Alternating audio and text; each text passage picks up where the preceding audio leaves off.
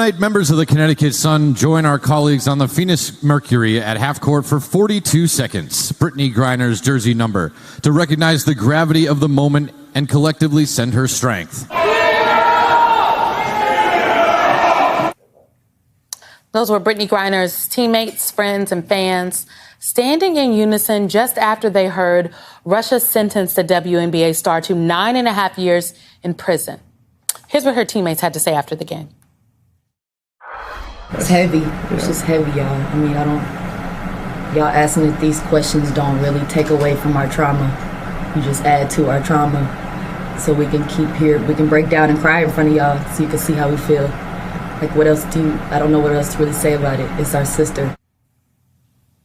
If something does not change, Brittney Griner could be headed to a prison labor camp in the middle of who knows where, Russia. My guests have insight into this insanity. Jonathan Franks is the president of LUCID Strategies and a spokesperson for the group Bring Our Families Home. And Kimberly St. Julian Varnon is a Russian historian and a PhD student at the University of Pennsylvania. Thank you both for being here to discuss what is just really weighing on the minds of folks across our country. Jonathan, I want to start with you because Russia is now saying that it's ready to discuss a prisoner swap with the United States. But the real question is, can we trust Russia at their word on this?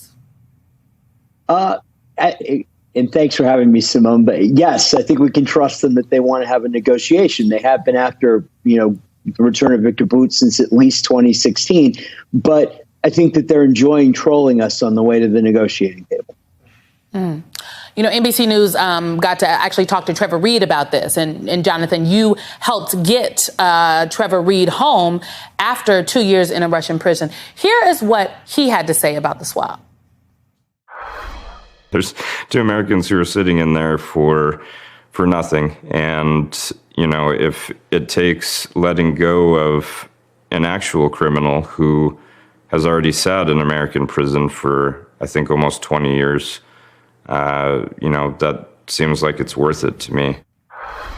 Now, for folks at home, he is talking about America getting Brittney Griner and another prisoner, Paul Whelan, in exchange for releasing the notorious Russian arms dealer, Victor Bout, that Jonathan just mentioned. But we don't know who Russia is going to ask for, right? There was talk that they wanted one prisoner who is actually in German custody. So, Jonathan, what should folks at home be prepared for here? What could happen? I think the question becomes whether the Russians are willing to engage in a 2-for-1 swap. And if not, I think this has gone on long enough. It's done enough damage, sort of our body politic, that we ought to just get this done, even if it takes a 2-for-2 trade. All right. We'll be watching that. I want to make sure we connect some dots here, though, because Brittney Griner was arrested on February 17th.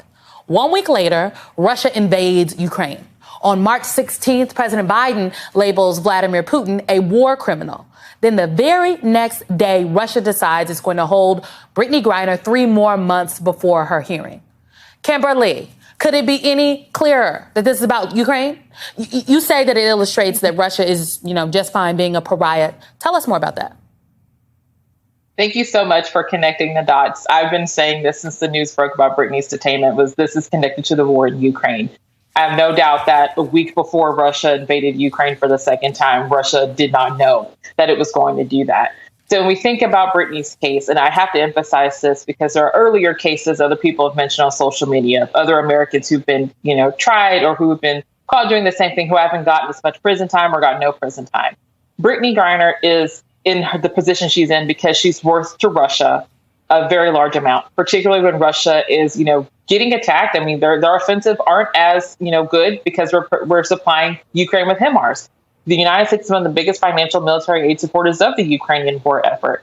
And so now that they have Brittney Griner, they have this American asset, probably the largest and most important American asset they've had in a long time. They're clearly using her either as leverage to get Victor Bout out of prison because they didn't have the leverage before to get him out of prison, or to continue to sow discord into the United States and possibly undermine our efforts to support Ukraine. But either way, either side is going to help Russia. So we have to think about this strategically and understand that her case has always been tied to this war. Kimberly, what do you think people are missing here, right? You're a Russian historian. What do you think folks really need to know? I think the clearest thing I could say is that Brittney Griner, Paul Whelan, Trevor Reed, Mark Vogel, all of them are in a geopolitical hornet's nest. And I emphasize that because what we're seeing here is how Russia has and has continued to use Americans in a form of hostage diplomacy. But now they're at the negotiation table, and this is the most leverage they've ever had. So I think a key thing Americans need to remind themselves of is patience. Brittney Griner is being held by Russia, not by the Biden administration. Putin has the cards, and it's up to him to decide how he's going to play them, and we just have to wait. And it's scary, but that's the situation. Jonathan, my last question will be for you. I was really, as folks know, I worked in the Biden-Harris administration, and I'm actually really struck by the very public nature of how this has been playing out. That the State Department actually confirmed that they made a very substantial offer to the Russians, that the Russians have now publicly said they're ready to negotiate. Why do you think this is playing out in public in this way? Is it because of the public outcry, the pressure that has been put on the administration about Brittney Griner? I've got to believe that's part of it. I personally am baffled by why they've done this. This is unprecedented. I got to believe that they know something that I don't, and that this is all going to work out. But it's a very interesting tactic, and I do think it is certainly the result of a lot of pressure from the hostage families, and effective pressure at that. Jonathan Franks, Kimberly St. Julian Varnon, thank you very much.